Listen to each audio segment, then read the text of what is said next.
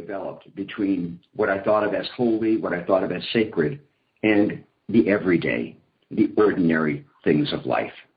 When we come to understand that it's the trivial, mundane stuff of life, the messy, conflicting, banal matters of everyday living, balancing your checkbook, driving in traffic, getting along with your husband or wife, that these are the stuff of awakening, and there is no separation between these kind of everyday human challenges and what we call spiritual practice.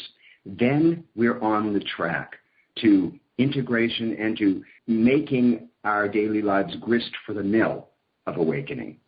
As I said, it's much harder in the heat of a love affair, or when you're caught up in ambition, or when you're feeling insecure in a social situation. It's harder to let go of your ego in those situations than it is when you're in yoga class or sitting and listening to a wonderful spiritual talk.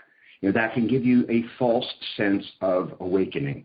It can give you a sense that you are somehow different, that you're somehow better than people who are, quote unquote, unenlightened or not seekers.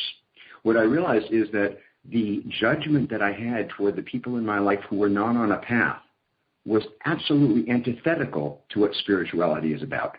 That I was using it as a way of holding myself above and dividing myself from others and giving myself credit for somehow being superior. That was a big wake-up call for me, and I saw that really, really needed to change. It's like Jack Kornfield says, first the ecstasy, then the laundry. In fact, what it is first the laundry, then the dishes, and then maybe, you get a little bit of bliss. But you start to get your values more in check and see what really matters. And what really matters is connecting to other people, living with skillful means in the world, accepting your own imperfections, and awakening in the mess, in the midst of the chaos and the uncertainty and the fragmentation and frustration of everyday life. If we can't awaken in the midst of the confusion of our lives, we can't awaken anywhere. There's nowhere to go where our minds won't be, where we won't have conflict, where we won't have doubts and insecurity. These are the prompts. These are the goads to awakening, if we learn to use them that way. One of the things I realized in the beginning was that a lot of what looks like defeat to the ego is actually victory in the eyes of the spirit.